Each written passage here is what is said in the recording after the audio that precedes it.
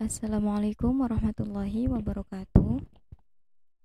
Baiklah, untuk pembelajaran Sejarah Kebudayaan Islam kelas 9 MTS Darul Quran akan membahas tentang sejarah masuknya Islam di Nusantara. Tujuan pembelajaran ini adalah memahami proses masuknya Islam di Nusantara melalui perdagangan, sosial, dan pengajaran. Yang kedua, mampu memaparkan alur perjalanan para pedagang Arab dalam berdakwah di Nusantara. Agama Islam merupakan agama yang dibawa oleh para pedagang Arab dan Gujarat. Awalnya, interaksi antara pedagang dan masyarakat Nusantara sebatas untuk kegiatan perdagangan.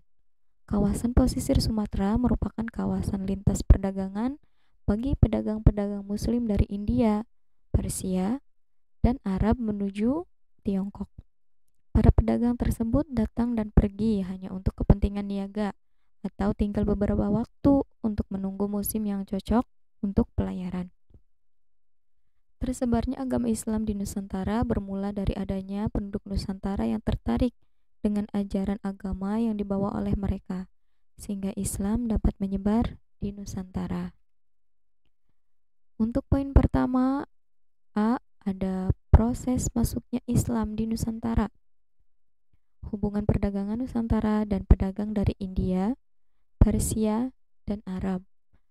Nusantara berarti negara kepulauan. Nusantara berarti negara kepulauan atau wilayah yang terdiri dari pulau-pulau.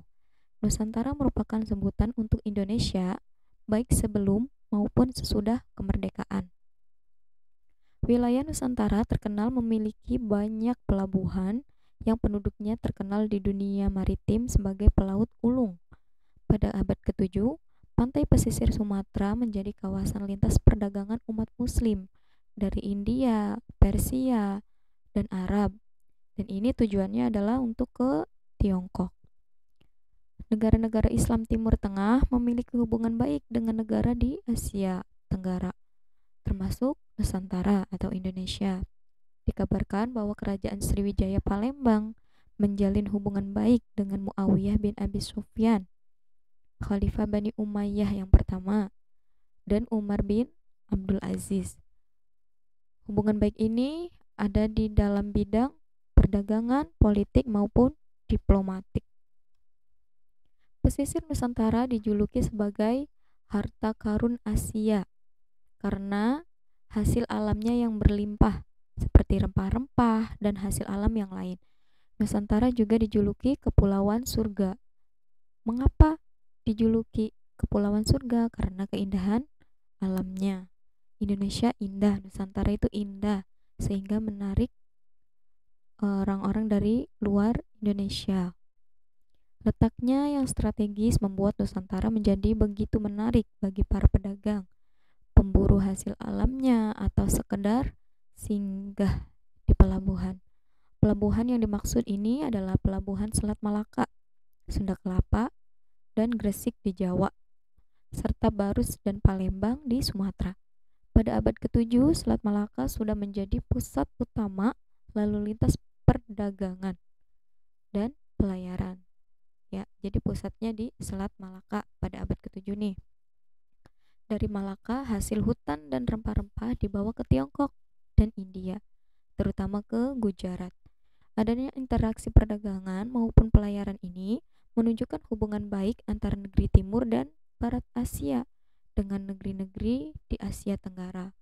Di Asia sebelah barat ada Daulah Bani Umayyah. Di sebelah timur atau Tiongkok ada dinasti Tang dan di Asia Tenggara ada kerajaan Sriwijaya.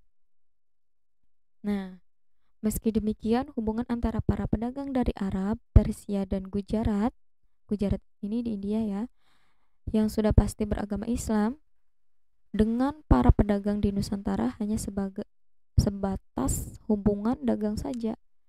Jadi tidak ada yang lain. Tidak ada data pasti yang menyatakan bahwa penduduk pribumi Nusantara yang disinggahi para pedagang adalah memeluk Islam. Namun, pada masa selanjutnya, para ahli sejarah banyak yang sepakat bahwa Agama Islam masuk ke Nusantara melalui para pedagang yang berasal dari Arab, Gujarat, dan Persia. Pada abad ke-15, pelabuhan Malaka, Johor, dan Samudra Pasai jatuh ke tangan Portugis. Para pedagang Muslim dan pedagang lainnya yang tidak suka melakukan transaksi dengan Portugis memindahkan jalur perdagangannya menuju ke pelabuhan Banda Aceh yang berada di bawah kekuasaan Kesultanan Aceh, yaitu Aceh Darussalam. Pemindahan jalur dan pusat perdagangan ini membawa pengaruh terhadap perkembangan dan penyebaran Islam di Aceh. Sultan Aceh saat itu, Sultan Iskandar Sani, banyak mendatangkan ulama-ulama dari Gujarat dan Persia untuk menyebarkan dan mengajarkan Islam kepada penduduknya. Baiklah, sekian pembelajaran untuk hari ini. Semoga bermanfaat. Wassalamualaikum warahmatullahi wabarakatuh.